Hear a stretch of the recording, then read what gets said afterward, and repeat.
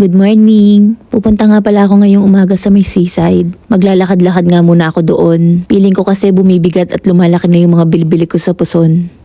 Bali 4 AM nga to ng madaling araw. Kahit nga madaling araw dito maalinsangan pa rin yung init. Pero iba na rin kasi talaga ang init mamayang alas 7 kaya kailangan maaga talaga mag-jogging. Hindi naman nakakatakot maglakad mag-isa dito sa Taiwan. Sa 5 taon kong pagtira dito sa Taiwan, masasabi ko talagang sobrang safe dito kahit madaling araw. Kahit babae ka at kahit mag-isa ka maglakad, hindi naman nakakatakot. Nung nasa Pilipinas ako, sobrang duwag ko talaga lumabas. Bukod kasi sa multo, sa aswang, maraming mamamatay tao. Pero dito sa Taiwan, ewan ko na wala lahat ng takot ko. Isa lang talaga ang dapat mong katakutan pag nandito ka sa Taiwan, ang maloko ng maling tao. Charot! Madalas nga, pag day off ko, tumatambay ako dito sa Family Mart ng 1:00, 2:00, dito ako nagme-merienda. Mababait naman kasi yung mga Taiwanese, hindi naman sila nananakit. At dito talaga kahit anong gawin mo, mind your own business. Walang mga pakialamera, walang mga marites.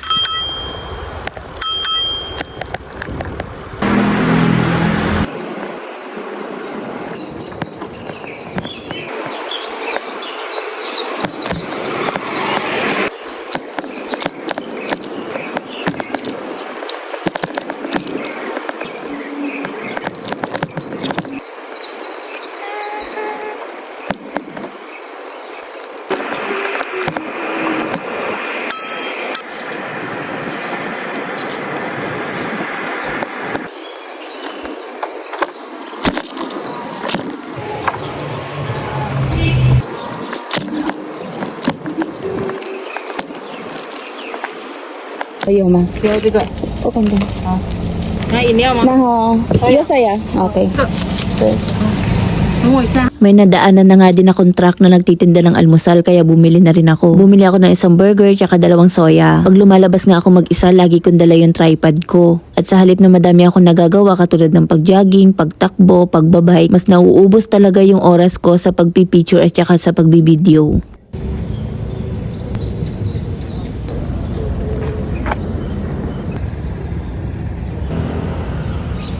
Mas nag-i-enjoy kasi ako sa mga ganitong libangan. Pag nasa abroad ka kasi talaga napakadaming mong pasan-pasan na problema. Ang daming mong kailangang isipin. Negatibo at positibong bagay na kailangan mong gawa ng paraan. Para sa akin, ganito yung stress reliever ko. Ipasilip ko din pala sa inyo yung mga public toilet dito sa Taiwan. Dito lang to sa tabi ng seaside ha. Lahat naman na napuntahan kong public toilet dito sa Taiwan is ganito kaganda at ganito kalinis. Yun nga lang walang tabo at saka timba. Tissue lang talaga yung ginagamit dito. At take note, may tigalinis dito at libre din yung paggamit. And alam nyo ba, pag nandito ka sa abroad, mas masarap din talagang lumabas ng mag-isa ka lang. Yung nagagawa mo lahat ng gusto at mga kailangan mong gawin. Kahit mga simpleng bagay lang katulad neto.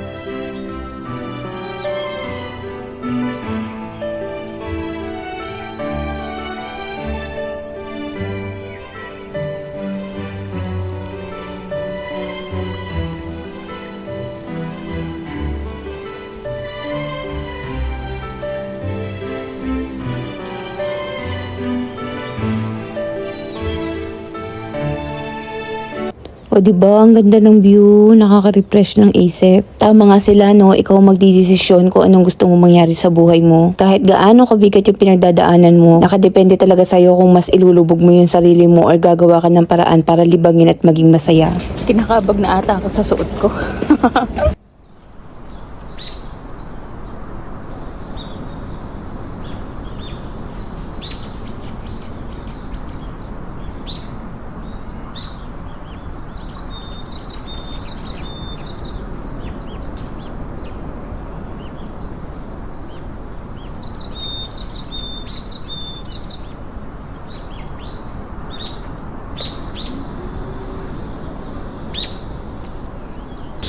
Napakaganda niya.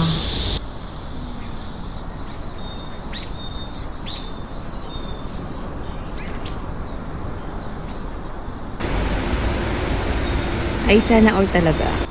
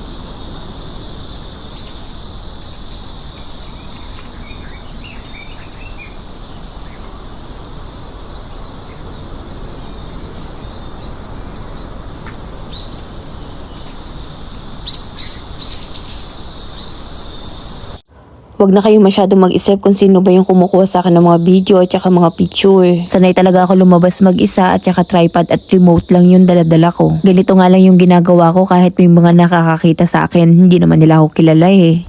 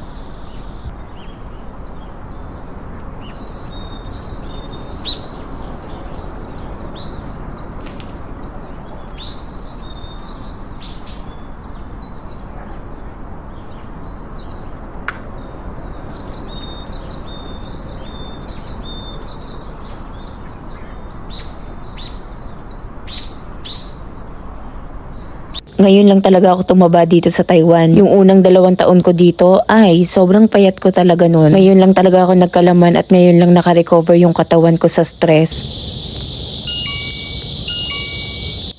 At nung bandang alas 7 nga umuwi na din ako kasi ayoko abutan ng sobrang init, masakit na siya sa balat.